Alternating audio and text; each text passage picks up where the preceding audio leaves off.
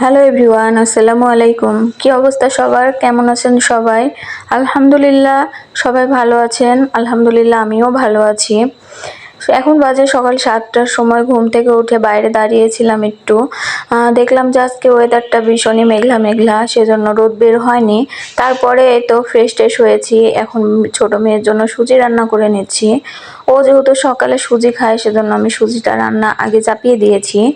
ও ঘুম থেকে ওঠার আগে আমার রান্নাটা হয়ে যাবে, না হলে ঘুম থেকে ওঠার পরে ভীষণ কান্নাকাটি করে, তখন করতে অনেকটাই কষ্ট হয়। সেজন্য সকালে চেষ্টা করি ও ঘুম থেকে ওঠার আগে আমি বেশিরভাগ কাজ এগিয়ে রাখি।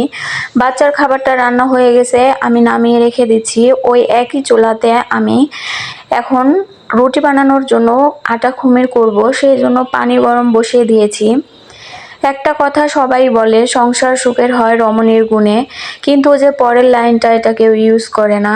আসলে ওইটা ইউজ করতে অনেকের আত্মসম্মানে লাগে, কিন্তু ওইটাই বাস্তব। সংসার সুখের হয় রমণীর গুণে, গুণবান পতি যদি থাকে তার শোনে। তো একটা স্বামী আর একটা স্ত্রী মিলে কিন্তু একটা সুন্দর সুখের সংসার হয়, শুধু রমণীর গুণ থাকলে হয় না। তো আলহামদুলিল্লাহ আমার হাজবেন্ড আমার অনেক কাজে হেল্প করে। যখনই দেখে আমি অনেক বাচ্চা নিয়ে ব্যস্ত, ও কোনো কিছু আমার প্রতি প্রেশার দেয় না যে আমাকে খাবার দাও, আমাকে এটা দাও সেটা দাও। আমাকে ও কোনো দেখা যায় হুকুম না করা বললেই চলে। তো বরঞ্চ ও চেষ্টা করে সব সময় আমার কাছে হেল্প করার জন্য। এখন আমি আটাটা খুমির করে রুটিটা বেলে রেখে দেব, তারপর আপনারা পরে দেখতেই পাবেন। ও রুটিগুলো সব সেঁকে নিয়েছে, এখন চাটাও ও বানিয়ে নিচ্ছিল।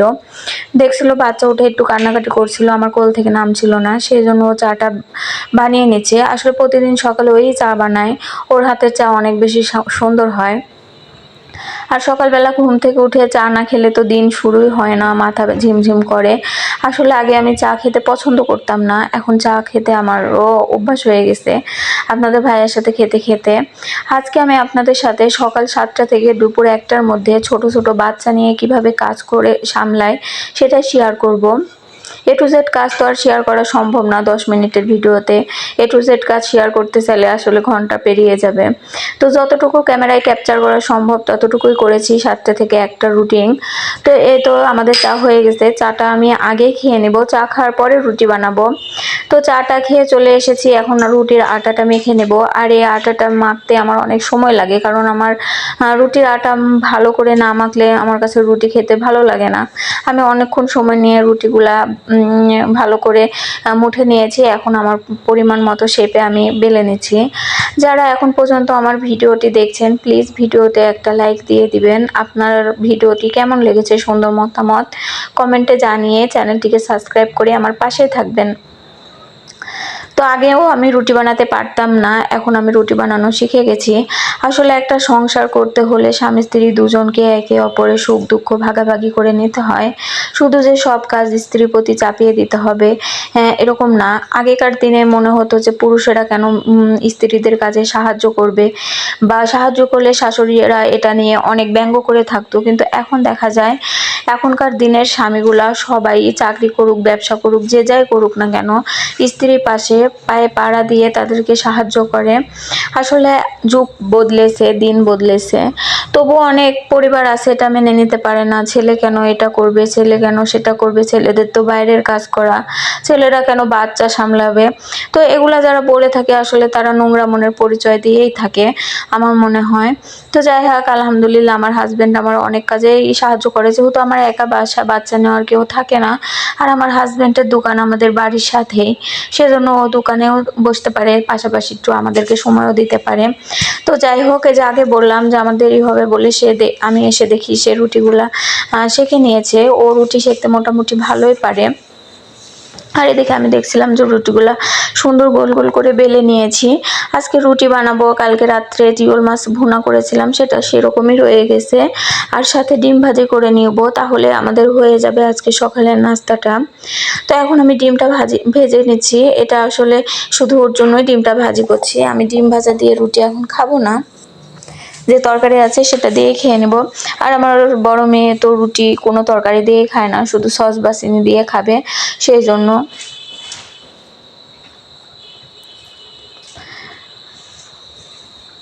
তো যাই হোক বন্ধুরা, সকালে নাস্তা করে নিয়েছি, তারপরে চলে এসেছি বিছানা গুছাতে। আসলে নাস্তার আগে বিছানা গুছানো হয় না, কারণ আজকে যেহেতু শুক্রবার ছিল, আমার মেয়ের মাদ্রাসা বন্ধ ছিল, সে অনেক টাইম পর্যন্ত শুয়েছিল। আর বিছানার অবস্থা দেখেন, রাত্রে আমাদের এরকমই হয়ে থাকে। কম্বল, যেহেতু দুইটা ছোটই বাচ্চা, আর কালকের ওয়েদারটা ভীষণই ঠান্ডা ছিল, সেজন্য বিছানাতে শুতে কেমন ঠান্ডা ঠান্ডা লাগে, তাই কম্বলটা বিছিয়ে নিয়েছি। আর বিছানা গুছাতে আজকে প্রায় 10টার মতো বেজে গেছে। ওই যে বললাম, মেয়ে শুয়েছিল বিছানার ভিতরে, সেই জন্য ওর মাদ্রাসা ছিল না, আমিও ডাকিনি যে থাক আজকে একটু শুয়ে থাকুক, সেজন্য। তো এখন বিছানাটা খুব সুন্দর করে আমি পরিষ্কার করে নেব। আর একা হাতে কাজ যখন সুযোগ পাই তখনই করার চেষ্টা করি, যে একদম রুটিন মেনটেন হয়ও না আমার। আসলে যাদের ছোট বাচ্চা তারাই বুঝবেন যে রুটিন মাফিক কাজ করা একটা ছোট মায়েদের হাতে একা পক্ষে কতটা সম্ভব কিনা। তবুও চেষ্টা করি নিজের সংসারটাকে সবসময় পরিপাটি করে গুছিয়ে রাখতে। আসলে পরিপাটি সংসার প্রত্যেকটা মেয়েরই অনেক শখের হয়। এখন আমি কম্বলগুলা সব ভাঁজ করে রেখে দেব।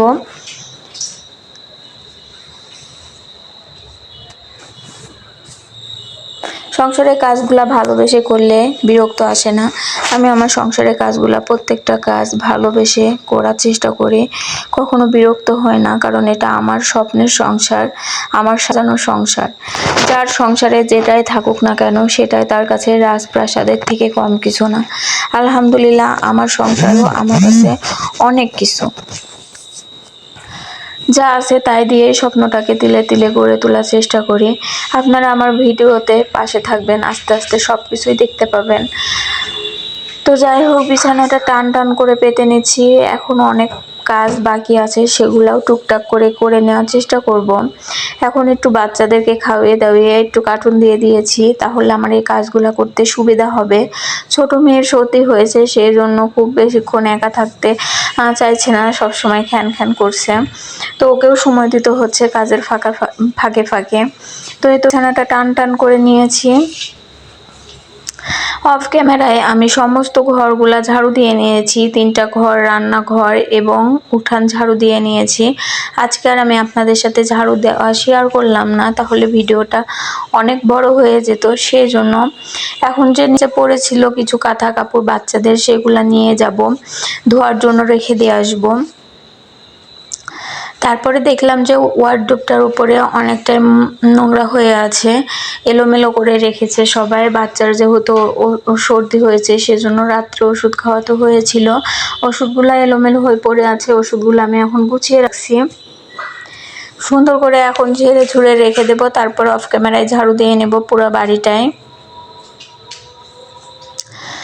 জানালাটা খুলে দিলাম, তাহলে ঘরের মধ্যে একটু আলো বাতাস আসবে। আর জানালা খোলার সময় দেখেন বাইরে কতটা রোদ বের হয়েছে। সকালবেলা ছিল মেঘলা ওয়েদার, একটু বেলা হতে দেখছি যে অনেক সুন্দর রোদ বের হয়েছে।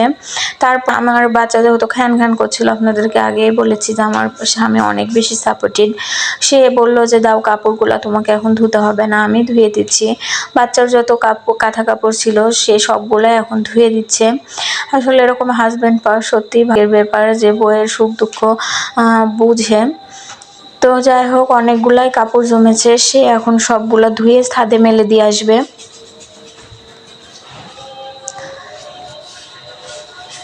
তারপরে সমস্ত কাজ বাজ করে আবার দুপুরবেলা রান্নার জন্য আসলাম। এখন আমি কচু কেটে নিচ্ছি রান্নার জন্য। মুরগির মাংস দিয়ে আজকে কচু রান্না করব, এটা খেতে অনেক বেশি ভালো লাগে। আপনারা যারা এখনো খাননি, প্লিজ একবার হলেও ট্রাই করবেন। আর কচু কাটতে আমার অনেক বেশি বিরক্ত লাগে,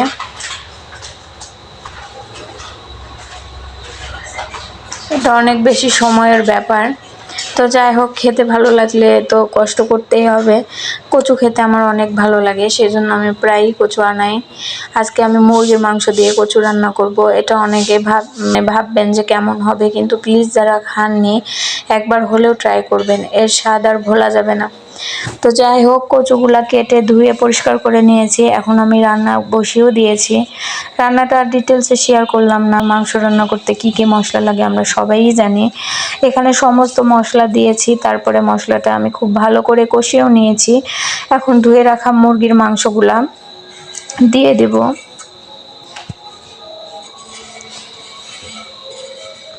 মাংস আর কচুটা আমি একসাথে দিয়েই কষাবো, যেহেতু খুব বেশি বড় মুরগি না, সেজন্য কচু আর মাংস একসাথে দেওয়ার পরে একসাথে ভালো করে কষিয়ে নেব। তো দেখতে পাচ্ছেন আপনারা সুন্দরভাবে আমি কষিয়ে নিচ্ছি। ঢাকনা দিয়ে ঢেকে দেবো। এখন যতক্ষণ মাংস থেকে পানি বের হবে সেই পানিটা দিয়ে খুব ভালো করে কষিয়ে নেব। রান্নাটা বসিয়ে দিয়ে একদিকে আমি থালা বাসন পরিষ্কার করে নিচ্ছি। আমি রান্না করতে করতে কখনো বসে থাকি না। আমার যতটুকু সময় ততটুকুর মধ্যে কাজ কমপ্লিট করতে হবে, তাই আমি ঝটপট পাশের কাজগুলোও করে নিই।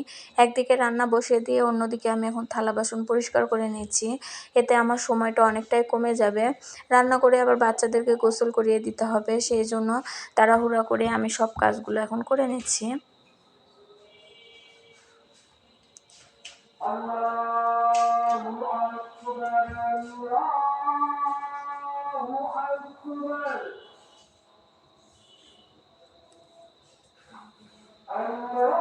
থালা বাসন পরিষ্কার করে নিয়েছি, এখন সবকিছু জায়গা মতো রেখে দেব। আজকের ভিডিওটি আপনাদের কাছে কেমন লেগেছে অবশ্যই কমেন্ট করে জানাবেন। আর আমার কাছ থেকে কি ভিডিও দেখতে আপনারা বেশি আগ্রহী সেটাও কমেন্টে জানাবেন। আমি চেষ্টা করব আপনাদের পছন্দ মতো ভিডিও দেওয়ার জন্য। তো রান্নাবান্না সব কিছু হয়ে গেছে। আমার তরকারিটা দেখেন অনেক সুন্দর হয়েছিল আলহামদুলিল্লাহ খেতে। তো সবাই ভালো থাকবেন, সুস্থ থাকবেন, আর আমাদের জন্য দোয়া করবেন, আর সবাই আমার পাশেই থাকবেন। দেখা হবে আবার পরবর্তী এক নতুন ভিডিওতে। সবাইকে আল্লাহ হাফেজ।